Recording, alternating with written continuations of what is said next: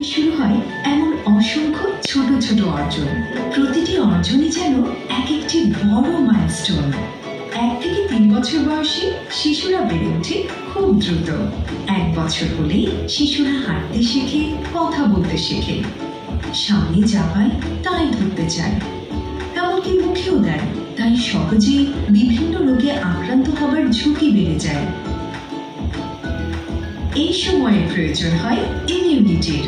সঠিক ইমিউনো নিউট্রিয়েন্টসই পারে শিশুর রোগ প্রতিরোধে সহায়তা করতে। 3 থেকে 5 বছর বয়সী শিশুর দুনিয়া হয়ে ওঠে আরো বিস্ময়কর, আরো রঙিন। এই সময় শিশুরা মিশতে শেখে, শেয়ার করতে শিখে, আর কল্পনায় আগে ম্যাজিক্যাল সব ক্রিয়েচার।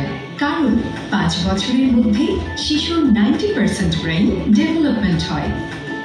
সঠিক ইমিউনো নিউট্রিয়েন্টস শিশুর কগনিটিভ ডেভেলপমেন্টে সহায়তা করে। তাই তো সঠিক পুষ্টিতে গড়ে ওঠে শিশুর সুন্দর কল্পনার জগৎ আর আত্মবিশ্বাসী ভবিষ্যৎ। 5 বছর বয়সে একটি শিশুর সবচেয়ে গুরুত্বপূর্ণ অধ্যায় তার স্কুল জীবন। এই সময় পড়াশোনায় হতে হয় মনোযোগী, বলতে শেখে অদ্ভুত সব গল্প, যে গল্পের ঝুলি শেষ হয় না কখনো। চিন্তা জগতের আঁকিবুকি দিয়ে হতে চায় কখনো সুপারম্যান, আবার কখনো হতে চায় রাজকন্যার মতো নানান সব ক্যারেক্টার। এই সময় শিশুরা অনেক অ্যাক্টিভ হয়, তাই প্রয়োজন হয় প্রচুর এনার্জি। নতুন কিছু দেখলে জানার আগ্রহ থেকে ওরা হয়ে ওঠে আরো কৌতূহলী, দুরন্ত, পাশাপাশি খাবারের অনীহা।